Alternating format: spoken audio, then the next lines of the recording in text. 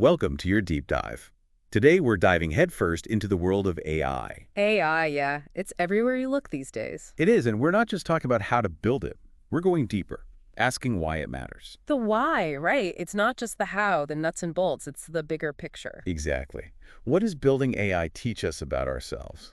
About the essence of intelligence itself? It's wild, isn't it? It's like we're holding up a mirror, trying to understand our own recipe, so to speak, the recipe for intelligence, so we can build it from scratch. I love that, the recipe for intelligence.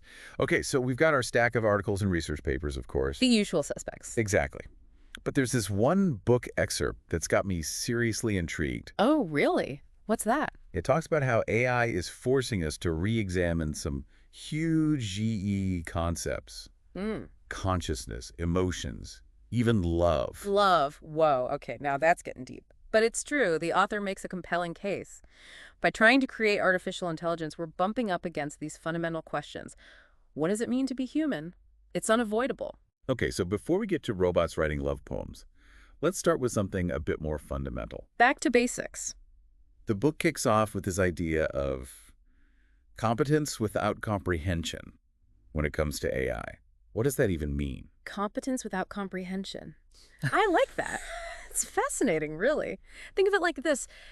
We've all seen how AI can do these incredibly complex things. It can be mind-blowing. Totally. It can write music, translate languages, even diagnose diseases with incredible accuracy. It's true, the things it can do now. But does it really, truly understand what it's doing? That's the question. So it's like AI is following a recipe, but it doesn't really know why the ingredients work together. Yes. A perfect analogy. Like, take self-driving cars, for example. Okay, good example. They're getting so good at navigating complex environments, making decisions on the fly. But a lot of times, even the engineers who design them, they can't fully explain every little thing the AI does along the way. It's kind of unnerving when you think about it. It is a little unnerving to think we're creating these machines that can outperform us in some ways, but we don't fully understand the why behind their actions. Exactly. And the book uses this term black box to describe this whole phenomenon. The AI black box. We put something in, we get something out, but what happens in between? Who knows? Precisely. It can feel like magic sometimes, but it's not. Which then leads to the question, are we as humans really that different? Ooh, good question. Do we always understand the why behind our own actions? All the time? Maybe not. Maybe not. It's like the book is saying that maybe we've been looking at intelligence the wrong way all along. It's possible. And to understand this different perspective, we need to look at how AI learns and evolves. Because here's the truly mind-blowing part. The more we study AI, the more we see echoes of our own human journey reflected back at us. Okay, you've definitely got my attention with this echoes of our human journey thing. Give me the details. You see, when we talk about AI learning, it's not about memorizing facts like we did back in school. Oh, thank goodness for that. Those late-night cram sessions. Not my favorite memories. Exactly. No, it's about something way more profound.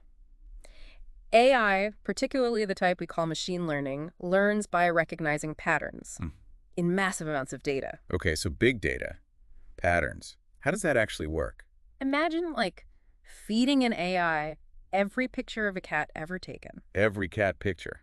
Wow, that's a lot of cats. But okay, I think I see where you're going with this. Right. So the AI, it doesn't start with the definition of a cat. It figures it out on its own by analyzing all those pictures, finding the patterns, the shapes, the features that always scream cat. So it's like we teach kids about cats, right? Yeah. Not by handing them a dictionary, but by showing them a bunch of examples. Exactly. And here's the remarkable part. Through this process, AI systems are starting to do things that, well, we thought only humans could do. Really?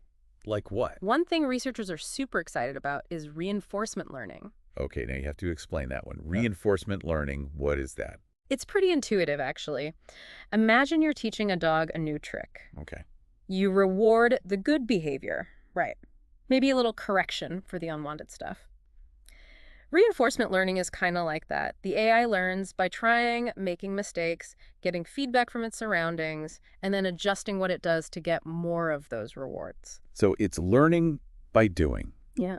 Messing up, getting better.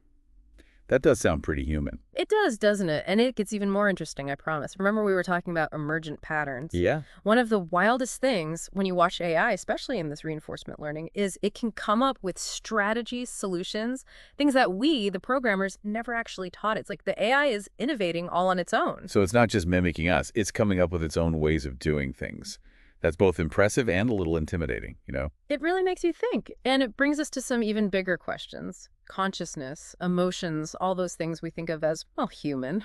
Okay, we've danced around it long enough. Let's go there. Yeah. Can AI become conscious? Can it feel emotions? Maybe even something as complex as love? Those are the million-dollar questions, right? And I don't have all the answers. Nobody does yet. But just asking them, that's pushing the boundaries of what we know. Not just about AI, but about ourselves, too. I can see how this gets philosophical fast.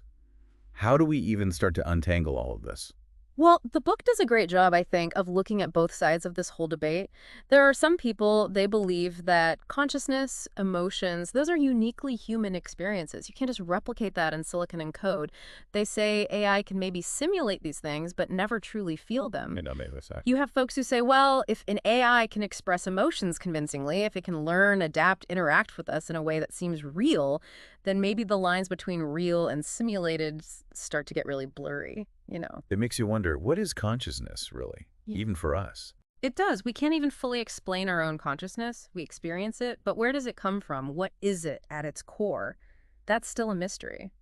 So if we don't really get our own consciousness, does it even matter if an AI's experience is like real or simulated, if it's learning, adapting, actually interacting with us in a meaningful way? It's a big question, right? It's like that classic thought experiment. If a tree falls in the forest and no one's there to hear it, did it make a sound? We're kind of asking that about AI now. Even if we can't ever really know if it's truly conscious, if it's creating art that moves us, writing code that works, maybe even being a companion to someone who's lonely, does it matter? It's a lot to think about. And Yeah. honestly, feels like we're just scratching the surface here.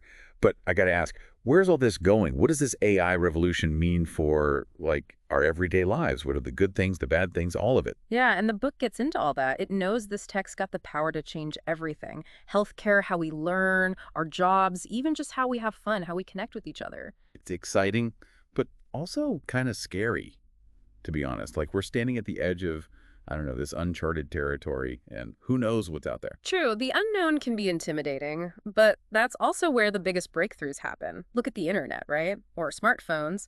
Back in the day, nobody could predicted how much those would change things. AI, it's got that same potential, maybe even more. It really feels like we're on the verge of something huge. So, as we wrap up this deep dive, what's the one thing you hope listeners take away from all of this? I'd say the most important thing to remember this whole AI thing, it's not just about building smarter machines. It's about us getting smarter about ourselves, questioning what we think we know, expanding how we define intelligence, and facing those big existential questions head on, the kind we usually avoid. The more we learn about AI, the more we learn about what it means to be human. Exactly. And that, to me, that's the most incredible part of this whole AI revolution. It's a journey of self-discovery, and we're all on it together. Love that.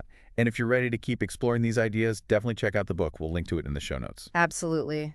Until next time, stay curious, everyone, and keep asking those big questions.